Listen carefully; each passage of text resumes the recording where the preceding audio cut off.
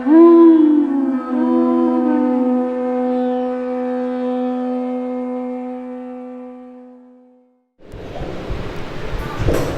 Namo Bhagavate Vasudevaya. Om Namo Bhagavate Vasudevaya. Om Namo Bhagavate Vasudevaya. Narayanam Namaskritya Naram Chaiva Narottamam Devim Saraswatim Vyasam Tato Jayamudirayet Nashtapraishva Bhadreshu Nityam Bhagavata Sevaya Bhagavati Uttama Shloke Bhaktir Bhavati Naishtiki Krishne Swadhamopagate Dhanamajnanadiphisaha Kalau Nashtadrishamesha Puranarko Dhunodita. Grantaraj Srimad Bhagavatam, Canto 5, Chapter 25. This chapter is entitled The Glories of Lord Ananta. This is not so much often studied section of the Bhagavatam, but it's relevant to begin here to discuss the glories of Lord Balaram.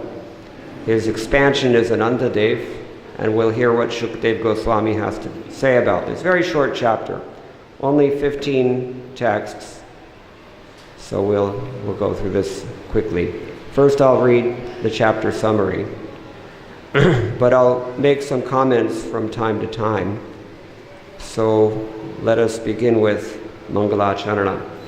Om Agnanatimirantasya Gnananjana Shalakaya Chakshurunmilitam Jena Tasmai Shri Gurave Namah. Shri Chaitanya Manobhishtam Stapitam Jena Bhutale Swayam Rupa Kadamahyam Dadati Swapadantikam Vandeham Shri Guroho Shri Yudaparakamalam Shri Gurun Vaishnavamscha Shri Rupam Sagrajatam Sahagana Raghunatham Vitam Tam Sajivam Sadvaitam Savadhutam Parijana Sahitam Krishna Chaitanya Devam Shri Radha Krishna Padan Sahagana Lalita Shri Vishakhan Vitamscha. He Krishna Karuna Sindho Dinabandho Jagatpate Gopesha Gopika Kanta Radha Kanta Namostute Tapta Kanchana Gaurangi Radhe Vrindavaneshwari Vrishabhanusute Devi Pranamami Hare Priye. Vancha kalpatarubhyascha kripasindhubhya eva cha patitanam pavanebhyo vaishnavebhyo namo namah.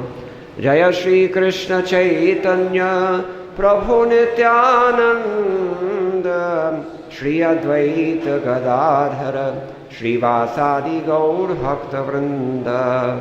Hare Krishna Krishna Krishna Hare Hare Hare Rama Rama Rama Hare Hare.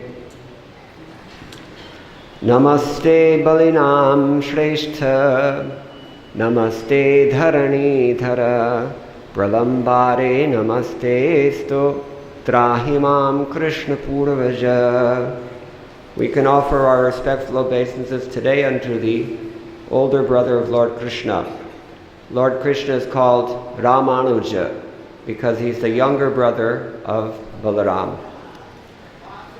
So he's the strongest of the strong. He's the best of those who are strong.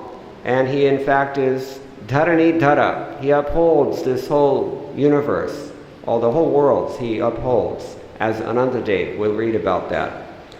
And he's the killer of the enemy of this Pralambasura and other demons in Krishna's pastimes. Sometimes Balaram kills them. Srila Prabhupada writes in the 10th canto, one purport, that in Krishna's transcendental pastimes, Lord Krishna is the chief hero, but Balaram provides additional help. So that's Balaram's position. Pralambare namastestu trahimam Krishna Purvaja. Dear older brother of Lord Krishna, please deliver me. A traditional shloka. So chapter 25 in the 5th canto begins with Shukadeva Goswami describing Ananta, the source of Lord Shiva. Lord Ananta, whose body is completely spiritual, resides at the root of the planet Patala. He always lives in the core of Lord Shiva's heart and helps him destroy the universe. Ananta instructs Lord Shiva how to destroy the cosmos, and thus he is sometimes called Tamasi, one who is in the mode of darkness. He is the original deity of material consciousness, and because he attracts all living entities, he is sometimes known as Sankarshana. The entire material world is situated on the hoods of Lord Sankarshana. From his forehead, he transmits to Lord Shiva the power to destroy the material world. Because Lord Sankarshana is an expansion of the Supreme Personality of Godhead, many devotees offer him prayers. And in the planetary system of Patala, all these suras, asuras, gandharvas, vidyadharas, and learned sages offer him their respectful obeisances. The Lord talks with them in a sweet voice. His bodily construction is completely spiritual and very, very beautiful. Anyone who hears about him from a proper spiritual master becomes free from all material conceptions of life. The entire material energy is working according to the plans of Anantadeva.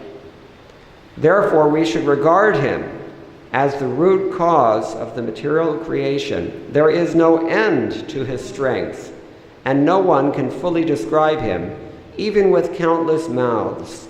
Therefore, he is called Ananta, unlimited.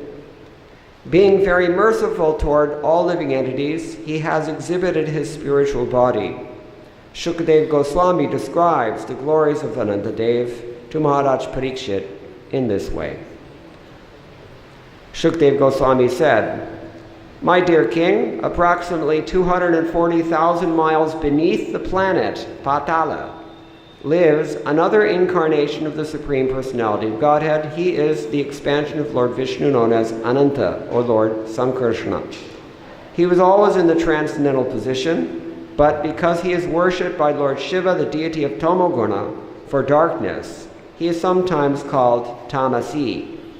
Lord Ananta is the predominating deity of the material mode of ignorance, as well as the false ego of all conditioned souls."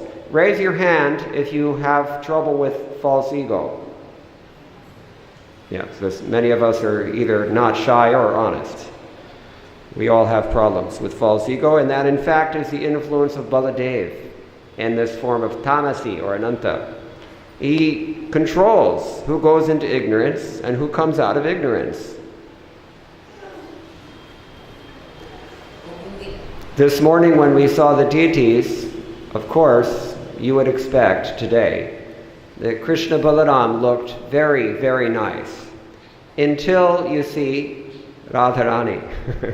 Somehow or other, she's always most prominent. Prabodhananda Saraswati, he has glorified Srimati Radharani in one place, that she is Ati Sandra Kripaika Sindhu. Ati Sandra Kripaika Sindhu. She is the unique ocean, the repository of highly concentrated mercy in infinite degree. And she radiates this mercy. We all can please the Lord only by the mercy of Srimati Radharani, because in fact, she is his Vladini Shakti. He's pleased only by Vladini Shakti. So this is Srimati Radharani's infinite grace. But we cannot access. Well, how much can you take? Just think about this. Ghani bhuta, in Sanskrit we say, to be highly concentrated, or here he says, atisandra, condensed. Sometimes you find they take, say, fruit juice and they condense it into a concentrate. And then nobody can drink that. It's very heavy to try to drink that. You can't really drink that. You have to dilute it, you see. So this is Srimati Radharani's mercy. This Vrindavan Dham is the place of Srimati Radharani. Yatradhipatyam vrishabhanu putrya yeno deye prema sukham jananam yasmin mamasha balavat yatosmin mamastu vrindavana eva vasaha. Then Vishwanath Chakravarti Thakur, I believe it is, he prays, may my residence only be in Vrindavan, always. And he's glorifying this place because here Srimati Radharani has been established as the ruling monarch, the queen of Vrindavan, Vrindavaneshwari Radharani. So, Yatradhipatyam Vrishabhanu Putra Yeno Diyet Prema Sukham Jananam. This is the place where you can find people who are mad with love of Godhead. There's a story. I was looking at a tamal tree yesterday, and I remembered there's a story of one old man, or maybe I don't remember who exactly, one devotee at Govardhan, for some inexplicable reason, climbed up into the top of a tree and remained there for the next 38 years, never came down again. Stayed in the tree and was always chanting the names of Radha and Krishna. This is a place where you can find such people, mad with love of Godhead, drunk with the ecstasy of Krishna Prema. Nowhere else is it manifest. So Srimati Radharani is radiating her divine mercy here in this place. And sometimes we get a glimpse of it. That's why we're all attracted to Sri Vrindavan Dham. But in fact, the way that we get to her, to appreciate her, really, is to go through Balaram. And Balaram is manifested, also not directly, but in this age, Balaram is manifest as whom? Nityananda, Nityananda, Anantananda, and Nityananda. And Nityananda also we can hardly access directly. How does the mercy of Nityananda flow unto all of us? Where did we all get this contact of Krishna consciousness? Where did we get it from? How did we get it? Think about it. Mostly we came from books, Srila Prabhupada's books. That means a devotee, Mahabhagavata. So, but Lord Balaram is the Adi Guru. He's the Adi Guru. He's the original spiritual master. Guru in the sense of teacher, we'll get to that in a moment, hopefully, if we have time.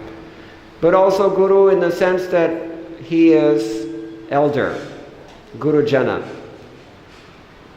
Lord Balaram is a repository of three rasas, Vatsalya, Sakhya, and Dasya. And Dasya Bhav is prominent actually in all of Krishna's devotees.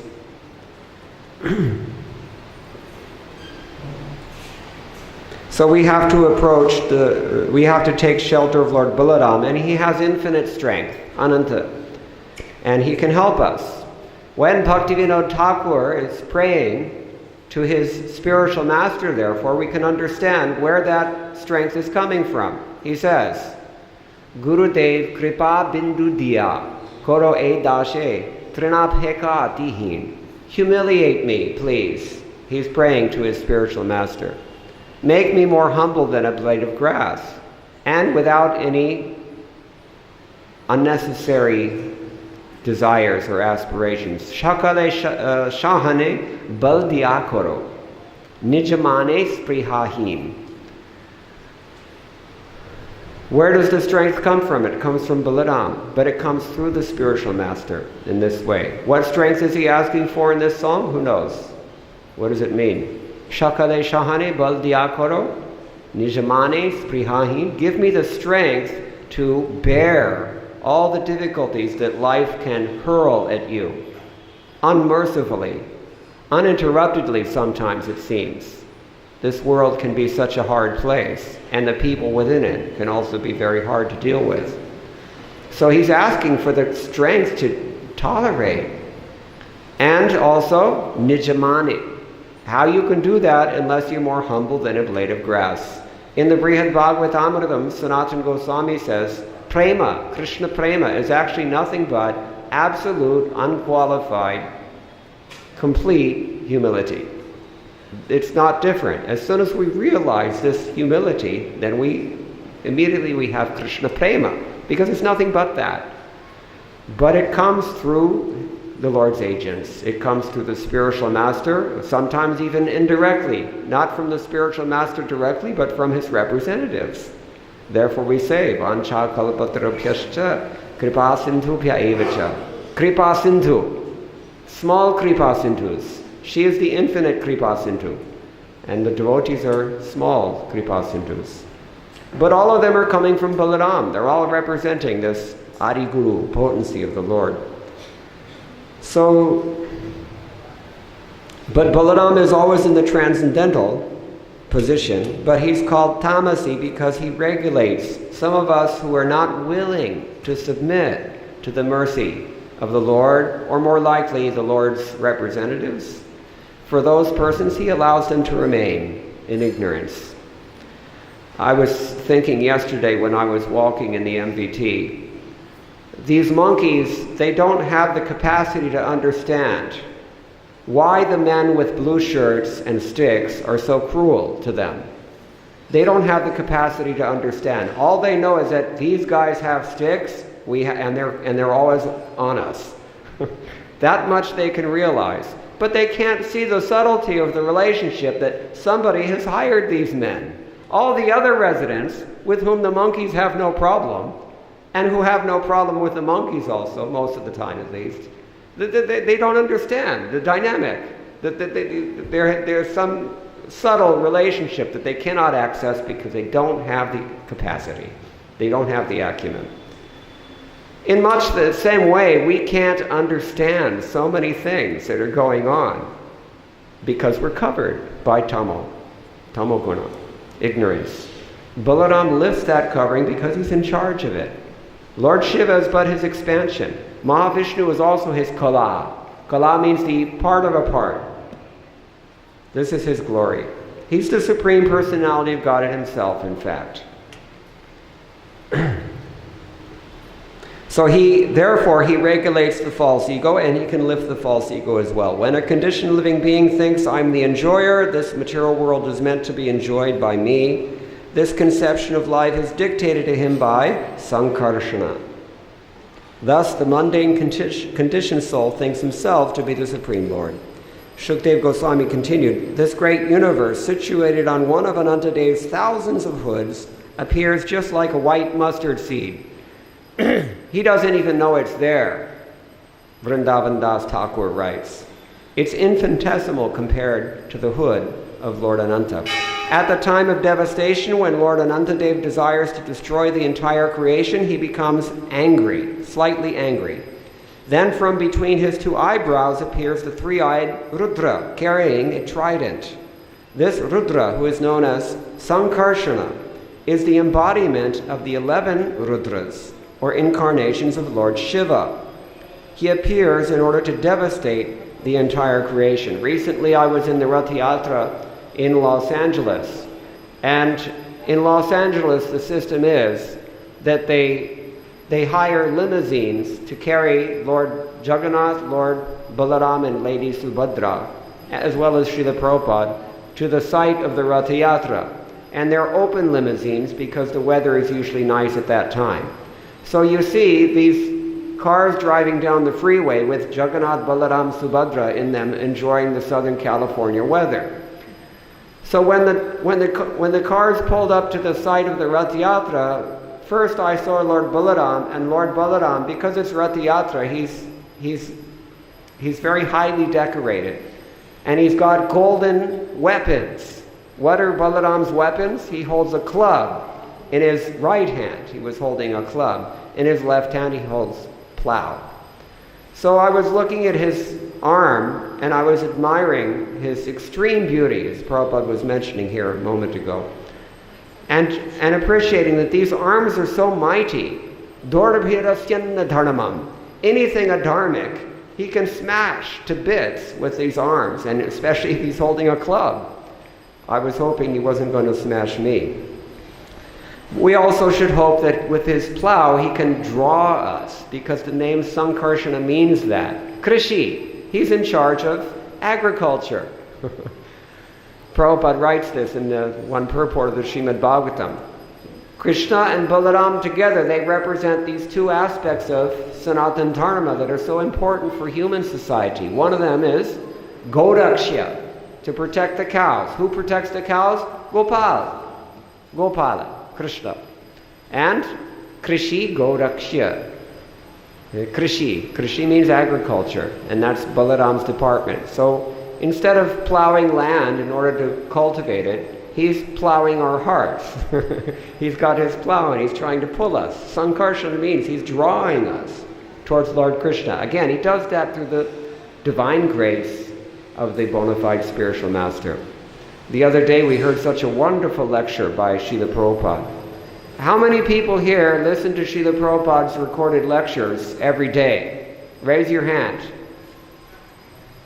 Good. Because that's really the source of everything. All strength, everything. Balaram is there completely. So he writes this. Krishi Gorakshya means Krishna Balaram. There's one 7th canto purport, 7th canto, chapter 15, text 25 or thereabouts. He also talks about Achyuta Bala. Achyuta Bala means Krishna and Balaram. He says a few things about this.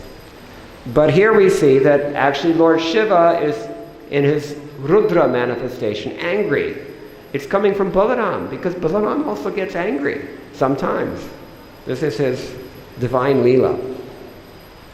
So Prabhupada writes here in the purport, in each creation, the living entities are given a chance to close their business as conditioned souls. When they misuse this opportunity and do not go back home, back to Godhead, Lord Sankarshan becomes angry. The 11 Rudras, expansions of Lord Shiva, come out of Lord Sankarshan's eyebrows due to his angry mood, and all of them together devastate the entire creation. Now, the next verse. The pink, transparent toenails of the Lord's lotus feet are exactly like valuable gems polished to a mirror finish. When the unalloyed devotees and the leaders of the snakes offer their obeisances to Lord Sankarshana with great devotion, they become very joyful upon seeing their own beautiful faces reflected in his toenails. Their cheeks are decorated with glittering earrings, and the beauty of their faces is extremely pleasing to see. Lord Ananta's arms are attractively long, beautifully decorated with bangles, and completely spiritual. They're white, and so they appear like silver columns. When the beautiful princesses of the serpent kings, hoping for the Lord's auspicious blessing, smear their arms with aguru pulp, sandalwood pulp, and kumkuma, the touch of his limbs awakens lusty desires within them. Understanding their minds, the Lord looks at the princesses with a merciful smile, and they become bashful, realizing that he knows their desires. Then they smile beautifully and look upon the Lord's lotus face, which is beautified by reddish eyes rolling slightly from intoxication, and delighted by love for his devotees. Actually, we probably won't have time to read it, but in the Chaitanya Bhagavat, there's also another nice description of Balaram and his Ras Leela. Sometimes people don't realize that Balaram has his own set of gopis. He also has his own Rasa Leela. It's glorified in some of the Puranas. And Vrindavan Das Thakur, in the beginning of the Chaitanya Bhagavata, he's glorifying that also. But I have to stay on task here. So the next shloka says, Lord Sankarsana is the ocean of unlimited spiritual qualities, and thus he is known as Ananta Deva. He is non-different from the Supreme Personality of Godhead. For the welfare of all living entities within this material world, he resides in his abode, restraining his anger and intolerance. God has feelings.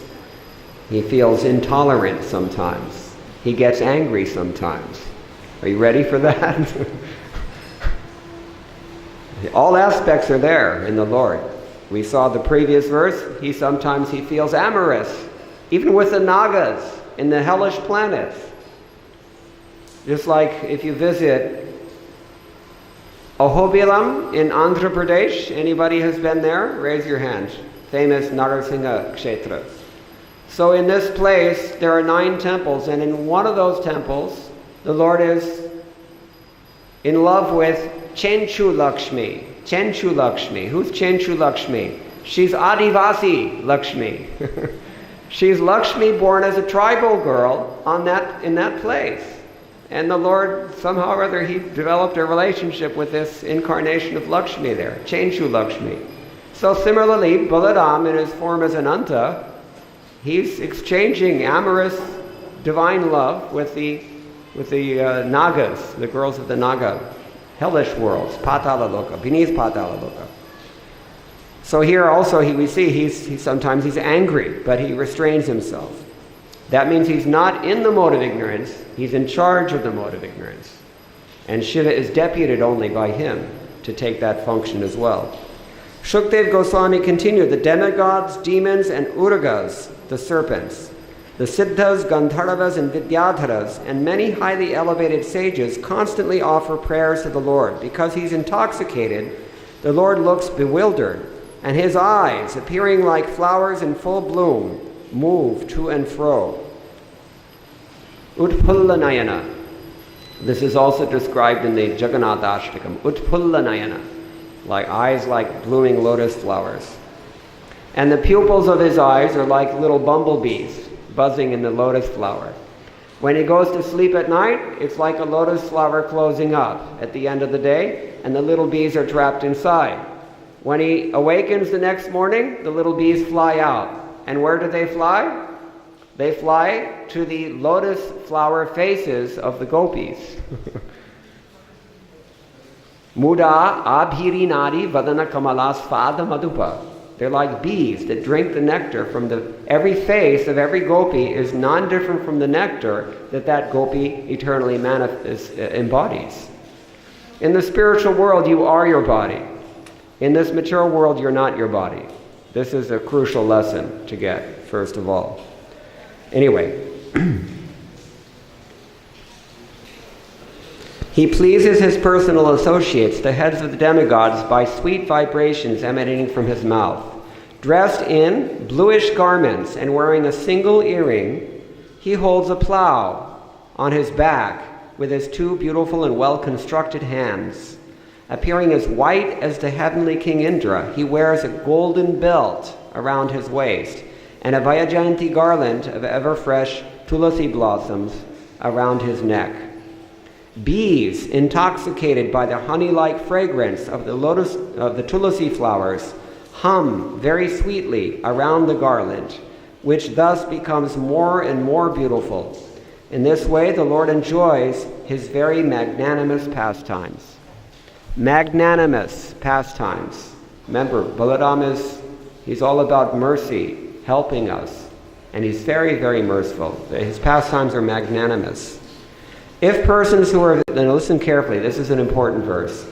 If persons who are very serious about being liberated from material life hear the glories of Anantadeva from the mouth of a spiritual master in the chain of disciplic succession, and if they always meditate upon Sankarsana, the Lord enters the cores of their hearts, vanquishes all the dirty contamination of the material modes of nature, and cuts to pieces the hard knot within the heart, which has been tightly tied since time immemorial by the desire to dominate material nature through fruitive activities.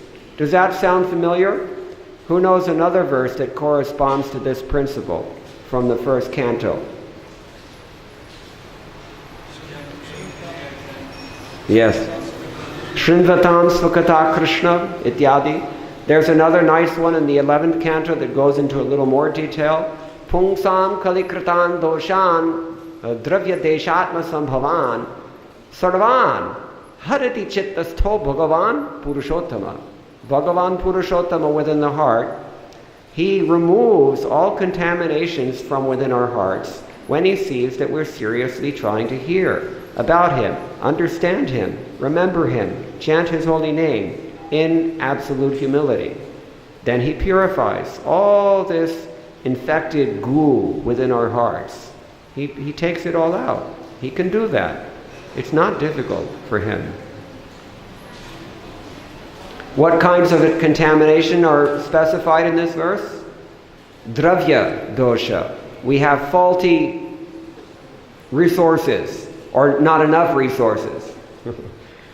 Then desha sambhava doshas. We have faulty environment. The environment, everybody knows, is very difficult nowadays. The elements themselves are all contaminated. One toxicologist in Houston, Texas told me, in North America, even all the aquifers, what to speak of the wells, even all the aquifers are contaminated by arsenic, mercury, cadmium, all this effluent from agriculture, agribusiness that is, and industry. Everything is completely contaminated. So that's called Desh Sambhava Dosha. And finally, Atma Sambhava Doshas. We have our own baggage that we're bringing in with us from so many lifetimes as animals, or from so many lifetimes as serial killers, or kings, or demigods, or whatever it was that we were. And what's next? Do you know? We have no idea what's coming. Look around at the monkeys and the pigs and the dogs here in Vrindavan. That option is available in devotional service. If you want to be a devotee and maintain that consciousness, you can do it. Or if you want to forget Krishna altogether, then you can take the same verse but outside of Vrindavan. So take your pick. He's there. Matta smritir jnanam apohanam cha tamasi. This is Anantadev, Balaram. So therefore we worship him as Guru.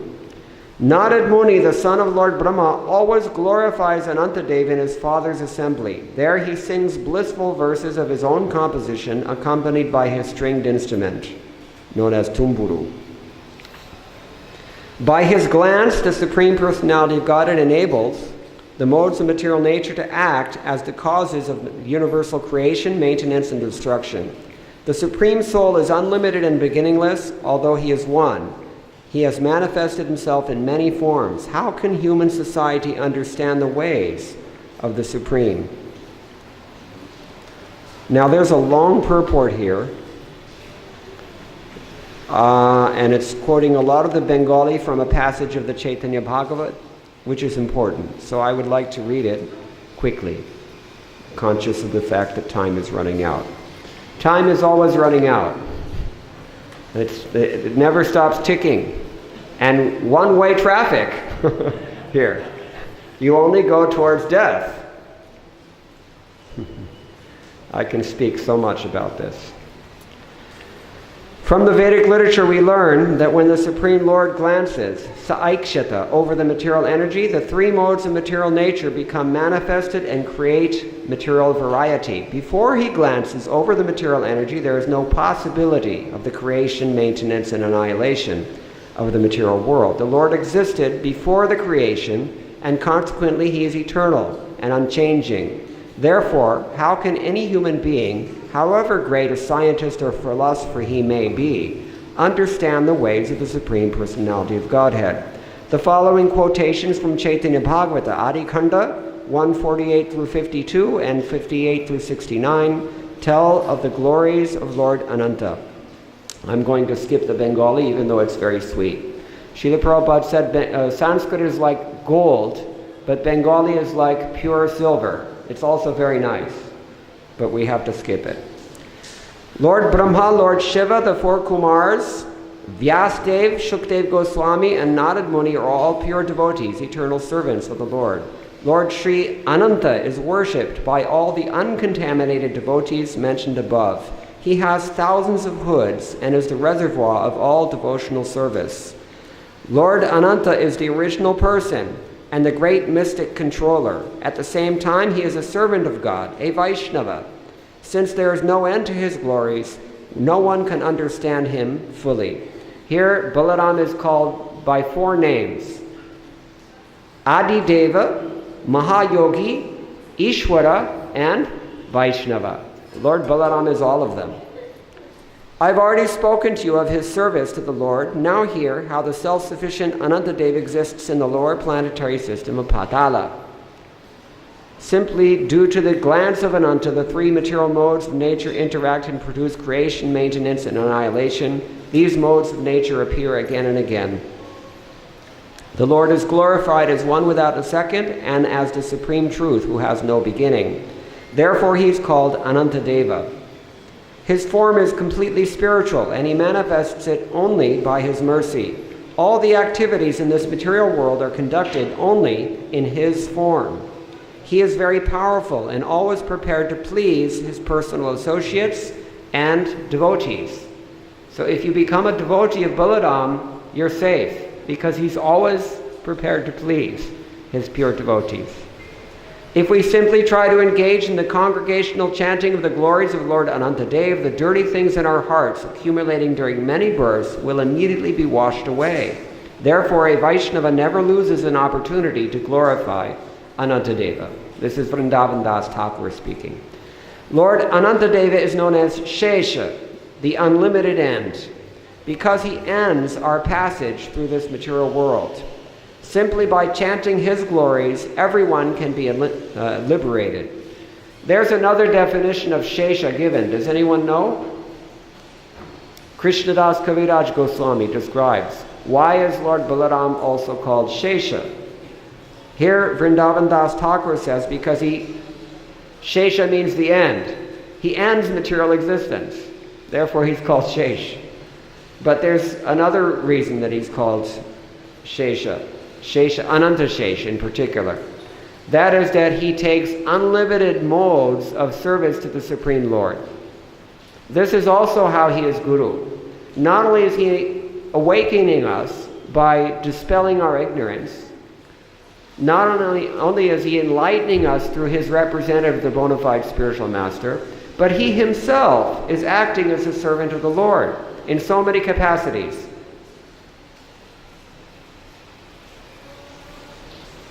In so many capacities. What capacities? How does Balaram serve the Lord? In what form? His bedstead, Shayasana, his, Yes. By his dress, his bedstead, umbrella, his shoes are also forms of Anantadev. The puja paraphernalia that you worship the Lord, that is also Baladev. All these forms he's taking it. Shesh, Ananta Shesh. Unlimited. So, while bearing the universe on one of his hoods, Lord Anantadev chants the glories of Krishna with each of his thousands of mouths. Although he has been chanting the glories of Lord Krishna since time immemorial, he has still not come to their end. To this very day, Lord Ananta continues to chant the glories of Sri Chaitanya Mahaprabhu, and still he finds no end to them. Now we're back to Shukdev Goswami. The manifestation of subtle and gross matter exists within the Supreme Personality of Godhead. Out of causeless mercy towards his devotees, he exhibits various forms, which are all transcendental. The Supreme Lord is most liberal, and he possesses all mystic power. To conquer the minds of his devotees and give pleasure to their hearts, he appears in different incarnations and manifests many pastimes. Even if he be distressed or degraded, any person who chants the holy name of the Lord, having heard it from a bona fide spiritual master, is immediately purified. Even if he chants the Lord's name jokingly or by chance, he and anyone who hears him are freed from all sins. Therefore, how can anyone seeking disentanglement from the material clutches avoid chanting the name of Lord Shesha? Of whom else should one take shelter? Because the Lord is unlimited, no one can estimate his power. This entire universe, filled with its many great mountains, rivers, oceans, trees, and living entities, is resting just as an atom on one of his many thousands of hoods. Is there anyone, even with thousands of tongues, who can describe his glories? There is no end to the great and glorious qualities of that powerful Lord Anantadeva.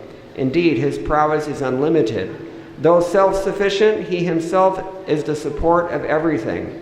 He resides beneath the lower planetary systems and easily sustains the entire universe.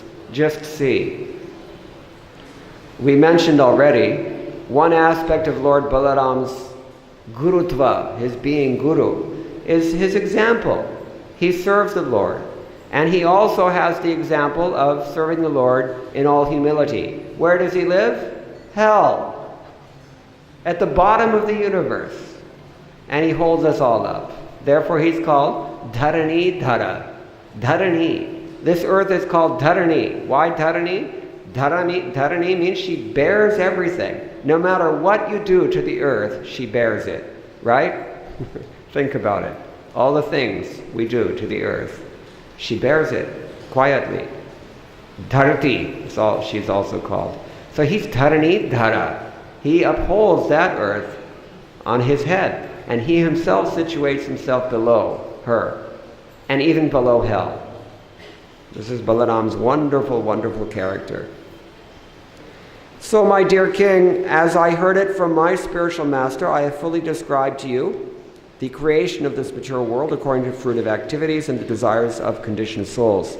Those conditioned souls who are full of material desires achieve various situations in different planetary systems, and in this way they live within this material creation.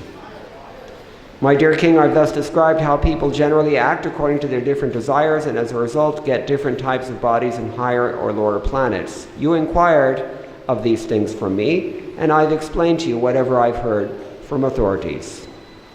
So this is the end of this chapter. Again, we're just talking about Lord Balaram's interaction with the material world here. We don't have time, unfortunately. We're out of time now to speak more about it. I've covered perhaps not even a third, maybe about a quarter of all the things that I had planned to say. But you can't do it because he's Ananta. But I will just, I'll try to read a few things from Chaitanya Bhagavat very quickly. In Adi Khanda chapter 1, text number 38, Vrindavan Das Thakur writes, one who has no love for Lord Balaram after hearing the Srimad Bhagavatam is rejected by both the Lord and his devotees. A very strong statement. Then he goes on to talk a little bit about the Lord's glories. Text 43, he says, Lord Balaram appears in various forms as the servant of the Lord. He manifests these symptoms in his various incarnations. Lord Balaram serves Krishna in 10 different ways. We've already mentioned some. As his friend, brother, fan, bed, carrier, residence, umbrella, garments, ornaments, and sitting place. In all these forms he serves himself. Whoever receives his mercy, one can understand this truth. O my Lord, when will I satisfy you and Lakshmi, who are both seated on the serpent bed of Ananta? Although Ananta is your transcendental personal expansion, he has accepted your service in the form of your residence, bed, sitting place, slippers, garments, pillow, and umbrella. Therefore, he is appropriately known by people as Shesha. This is from the Stotra Ratnam. The most powerful Garuda, the expansion of Anantadev, enjoys his pastimes as Krishna's carrier. Did you know that Garuda is an expansion of Shesh?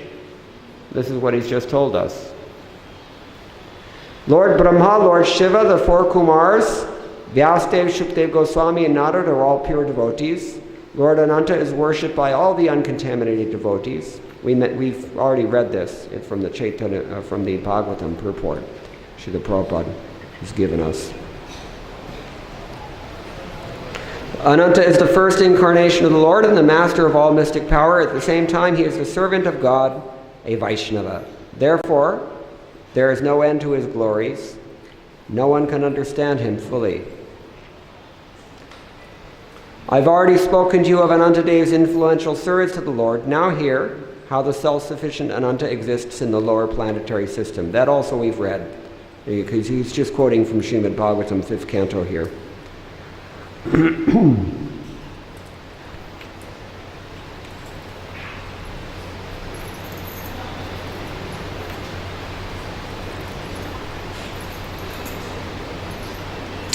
Although Sri Ananta tries to reach the shore of the ocean of Krishna's qualities, he's unable to do so, for the ocean is continually expanding. Neither I nor all the sages born before you know fully the omnipotent personality of Godhead, so what can others who are born after us know about him?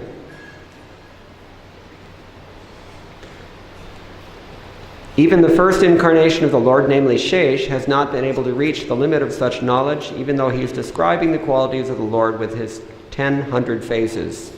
The most powerful Lord Ananta Shesh happily resides in Rasatala in order to maintain the universe. I think it's time for me to stop, but if anybody has a question, maybe we can deal with some. Sundarlal Prabhu. We have a microphone,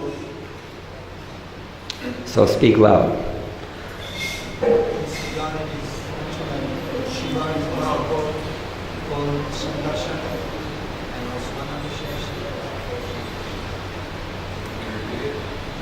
Yeah, say it again because I didn't hear it. It's described that Lord Shiva is also called Shankara. Yes. Yes. They're all the same. Actually, he says here, his question is that it is described that Lord Shiva is called Sankarshan, and Ananta Shesha is also called Sankarshan, so how does that work? The fact of the matter is, as Vrindavan Das Thakur has written here, actually it's Krishnadas Kaviraj, I believe, in Chaitanya Charitamrita, he writes that whether we call him Nityananda or Balaram or Ananta or Shesha or Sankarshana, they're all the same. They're all one and the same person, but different aspects. When he is upholding the material creation at the bottom of the universe, then he's called Dharanidhara or Ananta Shesha. When he is destroying the cosmos, then he's called Tamasi or Rudra, as we heard. When he is drawing the living entities towards his younger brother, Krishna, he's called Sankarshana. When he's plowing the fields in Vrindavan in order to please Nanda Maharaj, he's also called Sankarshana. They're all the same thing. They have different meanings, these different names of the Lord, but he's the same person. Shiva is but his partial expansion, Mahavishnu is but his partial expansion, Lord Nityananda is his complete form, but in a different appearance, you see? So they're all the same. Advaitam Achyutam Anadim Anantarupam. Is that okay?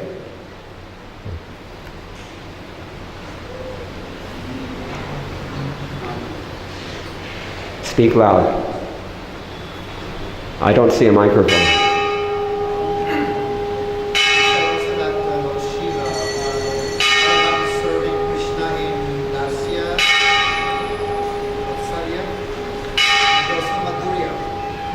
Shiva. Balaram. Yes. Yes. Yes. So I mentioned that Lord Balaram is serving Krishna, or rather he is the deity of those who want to serve in Vatsalya or in Sakhirasa or in Dasya Bhav. That's pretty much all of us. But Sundarlal Prabhu has pointed out that also it's even Madhurya, because in his esoteric form as Ananga Manjari he's affecting that. He's taking part in some degree in Krishna's Madhurya Rasa Leelas as well. That's a fact. Okay, So if there's no other questions, we'll stop now. Guru Prasad Maharaj will eradicate whatever misconceptions I've created and give you the real essence of Lord Balaram. Thank you very much. All glories to Srila Prabhupada.